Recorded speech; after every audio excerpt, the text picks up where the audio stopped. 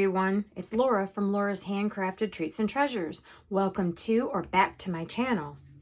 Alright, I have gotten all of my papers folded. I actually started to video and realized I wasn't videoing, but at least I didn't get all through the whole video to discover I had either done it on slow motion or I had not actually hit record. So yay!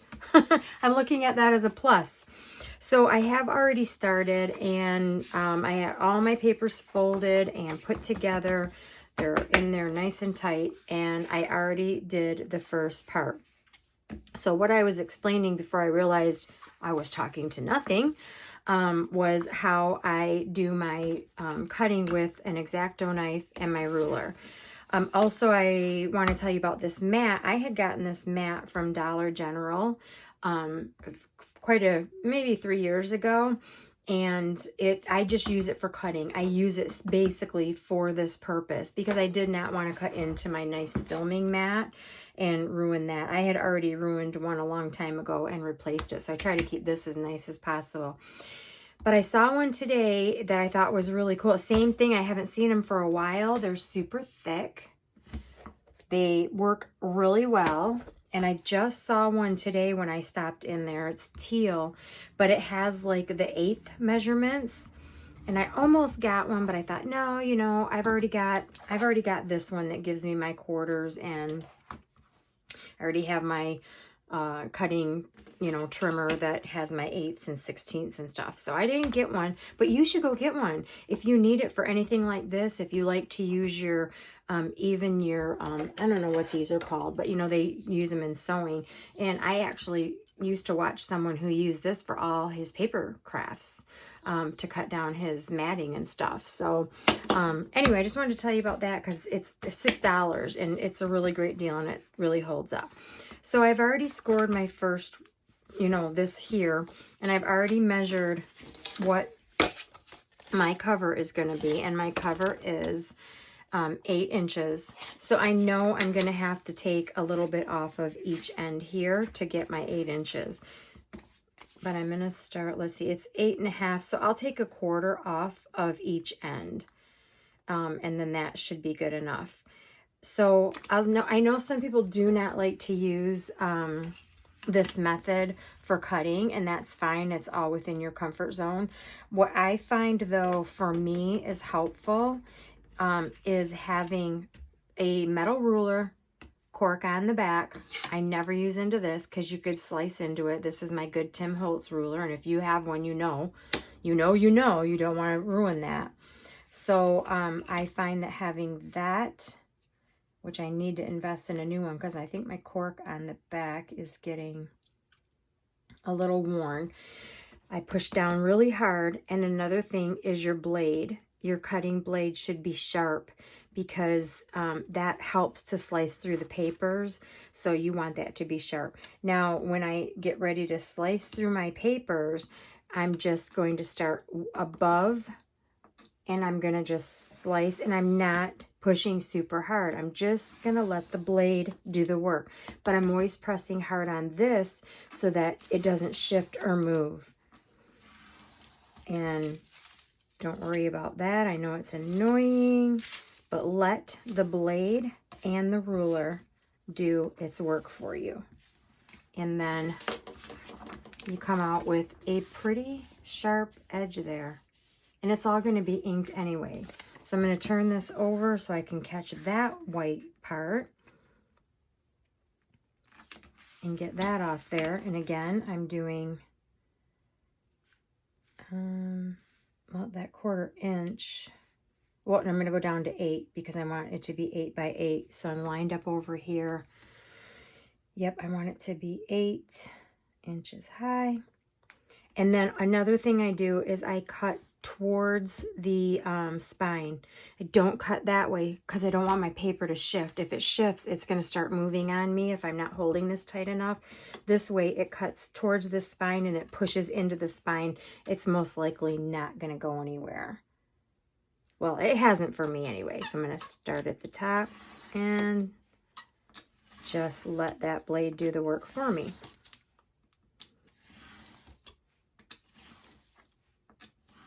Okay, and then again, I have a nice sharp edge. Now, sometimes if they feel like they're coming up a little bit, I'll just take my bone folder and just, you know, kind of do that, but they're fine. So now I'm going to go ahead and decide what ink I want and get that inked. But as you can see, that is going to work in this just fine. And I think I'm going to do, I don't know, I think it's called the Midori style. Amanda's done it. And I think I'm going to do the string where I put the book through this way. And I don't know if I want to do two. I think one's going to be plenty. But I'm going to try it. And if it doesn't work, I have tons of these. And I can just make another one. Not a big deal. And I can print more paper if I have to.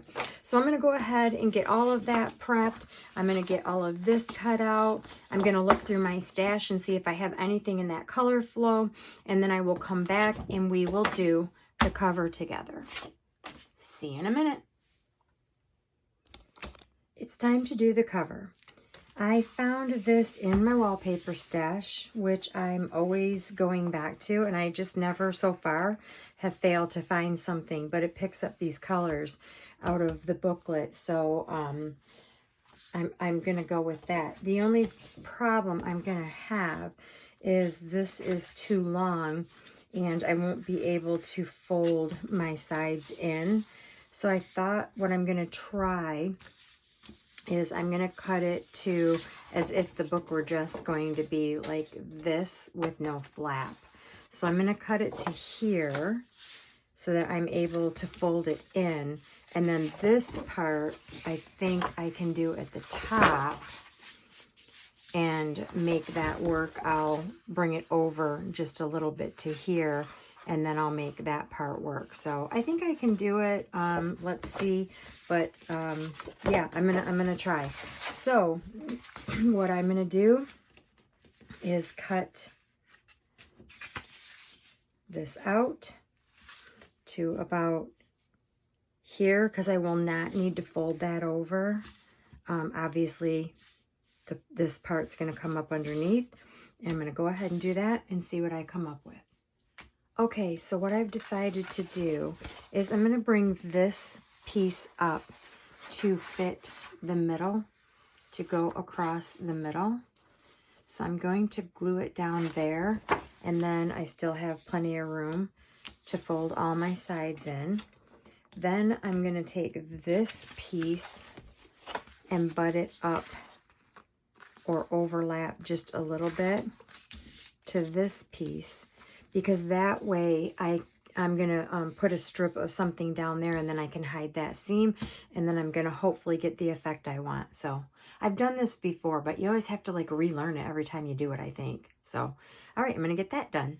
Okay, I have my cover on. That seam came out pretty good, I think. I can see a little bit, but like I said, if I put a strip of something right there, I don't think you're going to notice it. So I've gone ahead and just kind of folded everything. I've been working the paper. Oh, I can see it just split when I did that, but that's okay. I think I'm going to, when I put something over there, I think it's going to be fine. And then, yeah, I've just been working the paper, and apparently I didn't work that one before the glue dried, or it wouldn't have split like that. So now I'm just going to start folding over. And for crafters that know this, you have to make a little bit of a slice here. And so I'm going to just slice it enough so that this doesn't become bulky and impede my spine. I'm going to get that done. I'm going to get all these folded. And all this, though this may look intimidating, it can be done. I've done this before. So you get your slices in there, and then you're just going to kind of slice here and here, leaving just a little bit of a tip that you can fold in there. In fact, I will do one right now so that you understand what I'm talking about.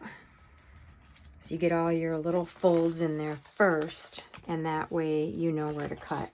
So for instance, on this one, I'm just gonna cut down that line to one, oh, I guess I better get in frame, to one side of the seam. And then here. And then it's all going to get inked too, so it's not going to matter. So then I just take my finger and do this before that gets turned in and that gets turned in. And then it leaves you a nice edge. Now I will come up again with another piece of paper that comes right up to the edge. I probably could have left a little bit more there. So I'm going to cut. I'm going to leave a little bit more this time.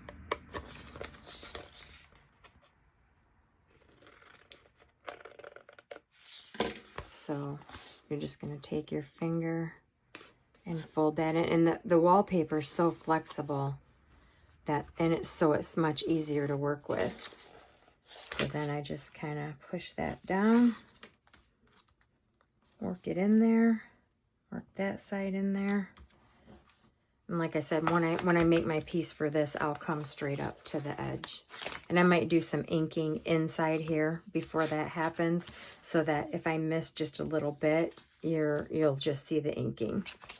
So, all right, I'm going to go ahead and get that done, and then I'm going to put my insides in. All right, I have the cover covered. I like how this is coming out. And again, it's going to go like this. I think I'm going to put like a, I don't know, something there that I can put maybe some, oh, what am I trying to say here? You know, some cotton binding, and then wrap it around and tie it. I haven't decided, but I have picked out these papers for the insides. I need to get them cut down, but I need to do my spines first. You can do it either way. You can put these in first and then put your spine. You can put it in all at once and then do it that way as well, which I almost could do with this, but it doesn't quite come to the end. Or I could also take some of my cotton strips that I have. I'd have to get a little bit wider one. My cotton strips, anyway, that I have salvaged from an old tablecloth. I would obviously cut that down. Put something, I have to put something in there because you can see through it. Or I can use paper. So I'm deciding. Or I had some strips of these left, and since this is so flexible, that might be an option too. So I would have to do it for this spine and this spine, and then I would come in with this just butted up, because again, you don't want to put too much in that spine or you're just not going to be able to close it. So I'm going to get all that done, and then I'm going to get my Midori style, I think it's called, in there, and get my pages in there, and then we'll decorate. So when I come back, you'll see this part completely done, the book in, and some decorating started, and pockets being filled. So I'll be back. Okay, I have it completely covered, and I'm being very gentle with it because I have now started to stuff things on the inside. This is going to go here. This is going to go here. I'm going to get those glued on. And then I have a spine. I also have a back. That's all going to get done. And then I have two pieces. Well, this is going to become a piece for those inside spine parts that I wanted to cover. So one is going to go here, or something is going to go here, one or the other. And then there's one more spot. Wait a minute, where was it? On this side. We'll need one. Okay, so I wanted to sort of show you where I'm at on this and what my thought process is. I've said this before once I have the book done, and I just absolutely love it. I love how it's coming out. I go through and I start to put pockets or start to think about what do I want on the inside, and I don't glue anything down. So I have quite a bit, and at some point I stop, glue everything down, and then just start to rework in my brain again, like where do I want stuff. On this one, it is going to be a frame, okay? And I'm going to take a minute at the end and show you how I do my frames. That's going to go right there. So I'm just going to flip through this real quick. This was a die cut. This is I have a pattern that cuts these out, came from the kit, and then I just did it on Highland Heather. It is from Stampin' Up. I do believe they still carry this because I had just gotten a new batch, and put a little border at the top, and then I did have a tag in there. Yeah, and then a little tag will go here, and then I'll make some smaller tags that will go here, and then you can slip something behind it, so that's going to be fun. I have that, and then this is going to be a writing spot, so I just took a couple of my die cuts and cut down both you know, the smaller size, and then that's going to become some journaling. I'll probably put a word or something in there, or inspiration. Now the center, I really wanted to do this. I used to do this in the center of like a lot of my Christmas books, and so I thought, oh, I want to do that. Now I kind of messed up on this one where I wanted it to match. I did it the wrong way. So I had to I just took another piece. I didn't want to print out a whole new sheet for this, and I just took another piece and then laid this one here. I don't know, if it bugs me enough, I'll go print off another sheet, because I do need more sheets for other things anyway, and then I will make that match up. But once you get a tag in there and stuff, you're not going to see it anyway. So I have that, and then I actually did this the wrong way. It was supposed to be this way, so I cut out a different piece of the paper and just glued it on the top. That's why this one's a little thicker. So, you know, you just have to fix your mistakes as you go along. All right, and then I happened to be looking for something else, and I thought, oh, I forgot. I had this hidden paper clip sitting there, so I thought, well, that's going in the book because it matches. And I think this paper actually came from another kit of Amanda's. I don't remember which one though. Early on, very early on. And then I made one of these. I haven't done these in a long time. I will, I think I'm going to do a video on how I did them. But I'm going to go ahead and maybe get some little purple flowers and cut some flowers, or yeah, there'll be something on the top. I'll put little pull tabs and stuff, and then this becomes a pocket. I also made one of Amanda's paper clips, and when I saw it, I was like, oh, that's going to go great in my journal. I think I need to cut a little bit further up though, which I might do, because I would like it to like stick down a little bit further than what it does. I can't put it this way because it is going to come out too far, but when it's closed, it just sticks out just a little bit too far. So I think I'm going to cut that up a little bit more. And then let's see, still thinking about those. Now this one I did wrong too. When I was getting ready to put this on, I realized I had done it upside down. So I was like, oh, well, you know, no waste here, because that is now going to be glued here, and then it will become a tuck spot. I had this in my stash, a little card. It's going to get glued here, and then it's got a little tag in it, and then I might have to cut that tag down a little bit. And then this will become a tuck spot. So I just wanted to show you where I'm at with this. I'm going to go ahead and post this video, but the next time you see me, or see this, I should say, it's going to be a flip through of a completed journal. I almost forgot to show you how I make my frames. And I was showing the gluing process, but realized that I had the TV on and you were going to hear the background noise. So I had to start over. I don't want to make a whole new one.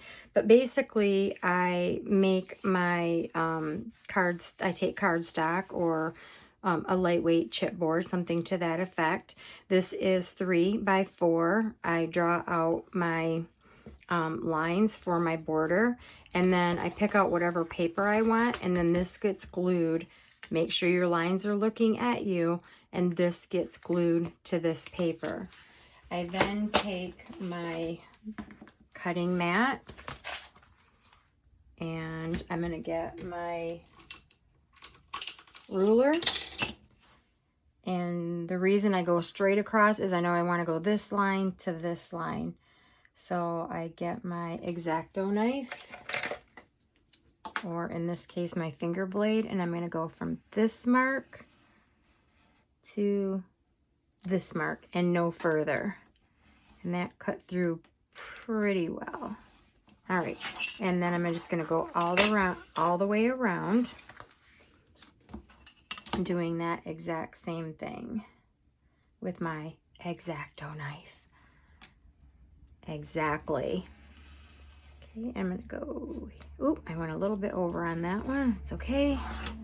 Ink is a wonderful thing. And it will cover up that little boo-boo. Okay. It's because I'm trying to do it fast now because I've messed it up 3 times. Okay. And then one more.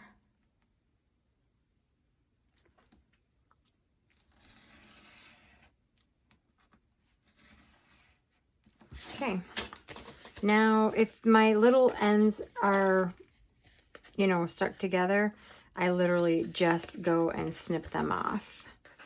Let's see, I might have to snip from this side.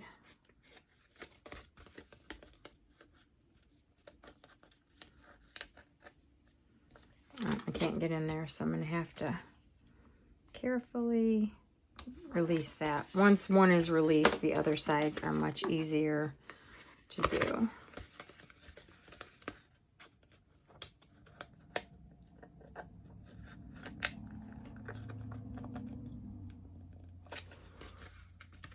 I'm telling you, when you want to do it, you can't do it.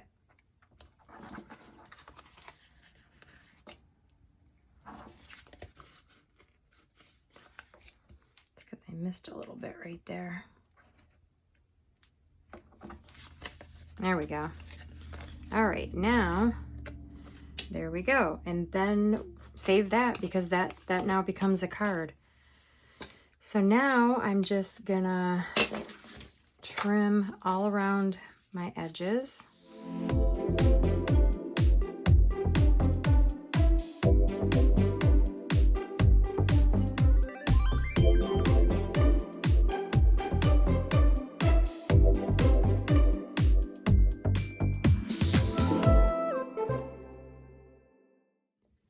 And then I'm going to go ahead and ink. And also I've done all my inking with Smoky Slate. It is another Stampin' Up product, but I just love it. And I especially love it, you know, on the purples and stuff. So I'm going to go ahead and ink around everything.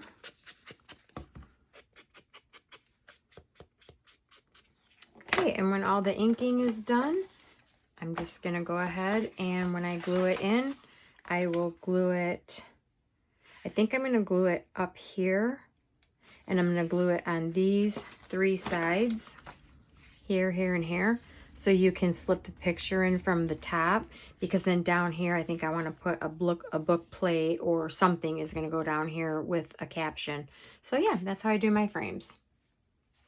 Think I know what I want to do here. Still figuring it out. But anyway, I'm going to get this out. Hope it inspires you. This was from the lovely Lilac kit. It was a freebie on her Ko-fi. So if you go over there and sign up for her, you know, monthly Ko-fi shop, you get stuff like this. And it's coming out absolutely gorgeous. So bye for now. Next time I see you, next time you see this book, it will be a final flip through. Bye everyone. Have a great day.